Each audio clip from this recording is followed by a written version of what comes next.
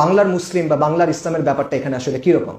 আমাদের overall tendency হলো যে বাংলাদেশের মুসলিমরা ভালো না, বাংলাদেশের মুসলিমরা খারাপ, মুনাফিক ইত্যাদি ইত্যাদি। আমরা আমাদের কমকে অনেক গালাগালি করি, অতিরিক্ত গালাগালি করি। আমি ঠিক শিওর না দুনিয়াতে আর কোনো কম নিজেদের কমকে এত গালাগালি করে কিনা, আমি দেখি নাই, কিন্তু আমরা প্রচন্ড গালাগালি করি। আমি এটার সাথে একমত না, বরং আমি মনে করি বাংলায় যে ইসলাম এটার বেশ কিছু বিশেষত্ব আছে, এটা একটা স্পেশাল স্ট্যাটাস আছে। কেন? আমি আপনার তিনটা কারণ বলতেছি। বাঙালি মুসলিম হলো উম্মার মধ্যে থার্ড লার্জেস্ট এথনিক গ্রুপ। উম্মার মধ্যে বিভিন্ন জাতিগোষ্ঠীর মানুষ আছে না, 200 কোটি উম্মার মধ্যে বা 180 কোটি, এর মধ্যে তৃতীয় বৃহত্তম জাতিগোষ্ঠী হলো বাঙালি মুসলমান। আর এই বাঙালি মুসলমানের 85 থেকে 90% কোথা থেকে? বাংলাদেশ থেকে। এই জিনিসটা বিস্ময়কর, এই জিনিসটা বিস্ময়কর। এটা আমার কথা না, এটা ইতিহাসবিদদের কথা। কারণ আপনি এই জায়গাটা দেখেন, যে বেঙ্গল ডেল্টা, বদ্বীপ, যেটা এই জায়গাটা মুসলিমদের যে সামরিক এবং রাজনৈতিক কেন্দ্র, কখনো এটার সাথে সরাসরি যুক্ত ছিল না। আমাদের চারপাশে কি? চারপাশে মুশরিক।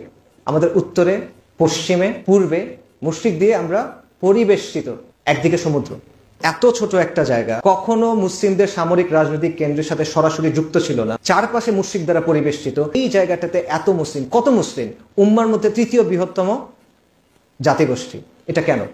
আল্লাহর ফয়সালা। আল্লাহর ফয়সালা কেন? আল্লাহর ফয়সালার পেছনে কোনো হিকমা আছে কিনা, নাকি এটা এমনি এমনি হয়ে গেছে? নাউজুবিল্লাহ। ডেফিনেটলি হিকমা আছে। আরেকটা বিষয় দেখেন, গত 20 থেকে 30 বছর ধরে উম্মার মধ্যে অনেক পরিবর্তনের চেষ্টা হয়েছে, বিদ্রোহের চেষ্টা হয়েছে, লড়াইয়ের চেষ্টা হয়েছে, জিহাদের চেষ্টা হয়েছে, সংঘাতের চেষ্টা হয়েছে, বিপ্লবের চেষ্টা হয়েছে। এর মধ্যে সফল হয়েছে কয়টা? আপনি যদি হিসাব করে দেখেন, গত 15-20 বছরের মধ্যে সিগনিফিকেন্ট 3টা সফলতা আপনি পাবেন। 3টা একই মাত্রার না, এটা আমি আগেই বলতেছি। এর মধ্যে কোনোটা বাকিগুলো হচ্ছে উত্তম, কিন্তু 3টা জায়গায় আপনি সফলতা দেখবেন। 1 নাম্বার আফগানিস্তান, পূর্ণাঙ্গ সফলতা আসছে, আল্লাহর জমিনে আল্লাহর দিন কায়েম হয়েছে, আলহামদুলিল্লাহ। 2 নাম্বার সিরিয়া। সিরিয়াতে একটা বিপ্লব হয়েছে, আহলুস সুন্নাহ ওয়াল জামার হাতে সিরিয়া আসছে, যদিও সেখানে শরিয়া প্রতিষ্ঠিত হয়েছে কিনা এটা এখনো স্পষ্টভাবে বলা যাচ্ছে না। 3 নাম্বার বলেন আর কোন জায়গায় পরিবর্তন আসছে? বাংলাদেশ। বাংলাদেশে বিপ্লব হয় নাই, বাংলাদেশে শরিয়া আসে নাই, ডেফিনেটলি আসে নাই, কিন্তু বাংলাদেশে একটা গণ অভ্যুত্থান হয়েছে এবং এক জঘন্য তাগুতের পতন হয়েছে, এবং ভারতের যে হেজেমনি ছিল এখানে, সেই হেজেমনির পতন ঘটছে, এবং ইসলামের জন্য এই জায়গাটা প্রশস্ত হয়েছে কিছুটা। যে অবস্থা ছিল আপনারা এগুলো সব জানেন, আমি আর এটা বলতেছি না। সেই জায়গায় আল্লাহ এটা প্রশস্ত করে দিয়েছেন। এই জিনিসটা উম্মার আর কোনো জায়গায় ঘটে নাই কেন?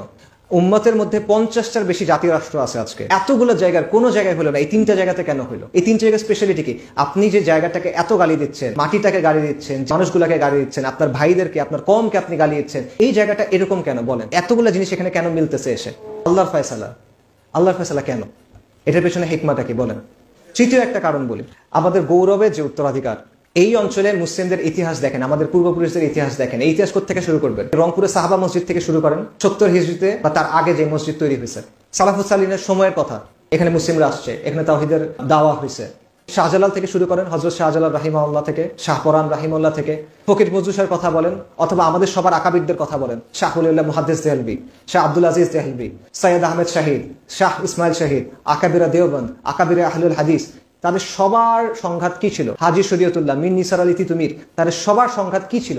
কিসের জন্য ছিল, কিসের বিরুদ্ধে ছিল বলেন? তাদের সংঘাত ছিল, তাদের সংগ্রাম ছিল, তাদের লড়াই ছিল, তাদের দাওয়া, তাদের জিহাদ, প্রত্যেকটা জিনিস কিসের জন্য ছিল? ইসলামী নিজামের জন্য আর কুফরি নিজামের বিরোধিতার জন্য, তাওহীদের জন্য, শিরকের বিরুদ্ধে। বারবার এই অঞ্চলে আপনার আমার পূর্বপুরুষরা লড়াই করছেন। ভাষার জন্য করেন নাই, জাতীয়তার জন্য করেন নাই, বর্ণের জন্য করেন নাই, জমির জন্য করেন নাই, তারা বারবার ইসলামের জন্য করছেন, এবং তারা বারবার কুফর এবং শিরকের বিরুদ্ধে করছেন।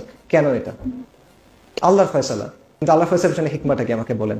আমি ট্রুলি বিশ্বাস করি, আমি এটা আপনাদেরকে উত্তেজিত করার জন্য বা এনকারেজ করার জন্য বলতেছি না, আমার এটাতে তেমন আগ্রহ নাই। আমি এটা ট্রুলি বিশ্বাস করি যে এই অঞ্চলের মুসলিমদের জন্য, এই জমিন এবং এই জমিনের মুসলিম কওমের জন্য আল্লাহ সুবহানাহু ওয়া তাআলা উত্তম কিছু রাখছেন। আমি এটা ট্রুলি বিশ্বাস করি, আল্লাহ সুবহানাহু ওয়া তাআলা উত্তম কোন উপসংহার ইনশাআল্লাহ তাআলা রাখছেন, যেই কারণে আপনি এই বিষয়গুলো দেখতেছেন।